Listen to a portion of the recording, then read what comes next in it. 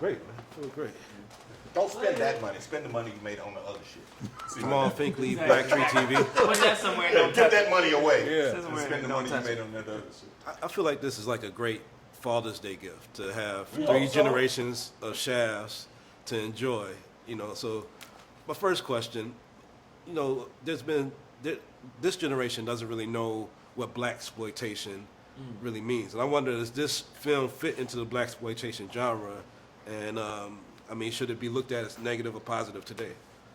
Blaxploitation. Oh, I think the film is unapologetically black in that way. In that we're doing a film that's about, you know, three generations of, you know, black men, or, you know, black manliness in an interesting sort of way, you know, and what it means to be that, and generationally what it means to have to uphold a name.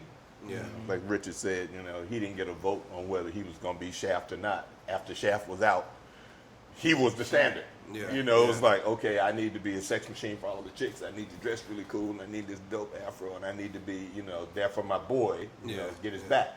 He created that. Yeah. And when it was my turn, I had to find a way to make that work for me and to do it my way and still respect what he, you know, brought to it. And now we got to teach somebody what it means to be that guy and what it means to be me in terms of what his responsibility is to the world as a Shaft. Yeah, yeah. Identifying his DNA. Yeah. Yeah. Right.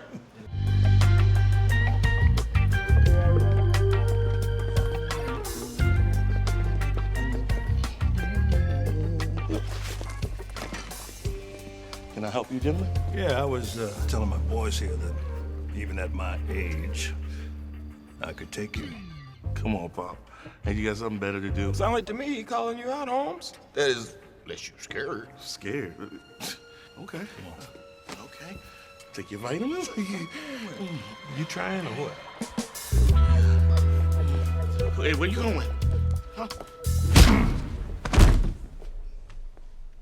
Still got it. Both of you guys. I mean, I know you overcame and fought drug addiction. You overcame about what you defeated breast cancer. Those are huge challenges in anybody's life. Jesse, have you had like a huge challenge in your life so far that you've had to overcome to Becoming a father. Yeah. My daughter's 2 years old now. You know, that process was probably the most challenging thing. You know, it happened so suddenly, and I don't care what kind of advice you get. Nothing applied in the moment. There is no instruction. There is no instruction manual. You know, I had some. And you ain't seen nothing. And that's her. I know. That's her in God. the back seat of the car. It looks just like him in that movie. Oh, Absolutely. that's my baby. I thought that baby was. I was like, That's my baby. He either drew his face on that baby. It looked like CGI, but no, that's my baby. Well, for the record, I'm not from Brothers Helping Brothers. There's so many. That's the ongoing joke now. I'm not in that crew. How that's gonna work? I know. Because we kept wondering, how's this gonna work, or is this gonna be one of We were those? puzzled about it. Because it's so un-PC for me to start saying, well, "You like pussy, right?" Yeah. So it's kind of like, wait a minute, can we use that joke in this day and age? It worked for me. Good. All right.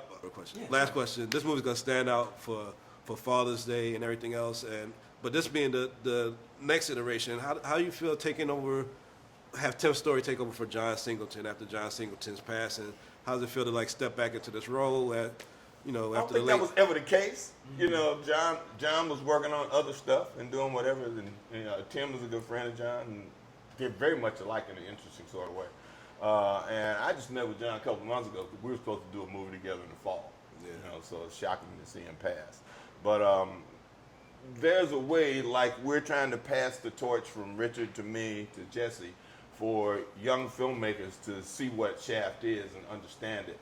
And, you know, Tim was fortunate to have me and to have Richard, who have very strong standards about what this is and an understanding and a history of what we want Shaft to be and what we think an audience perceives Shaft to be, to allow Jesse to come into that space. And I'm sure there are ways in the technological age to make a Shaft that is still resonant in the Harlem world that we created him in. that represents a sense of blackness that's been there for a very long time, that makes people, you know, proud and happy to see it and feel like, oh yeah, I know what that feels like. Or give you stuff that you can taste, feel, smell, and say, that's us. Yeah. Richard, Jesse, Sam, love you guys on screen. Thank keep you. doing your thing. I keep on watching. And Shaft gonna live forever, bro. I love We it. hope so. Yeah. All right. Thank you. Thanks, brother. Nice to meet you.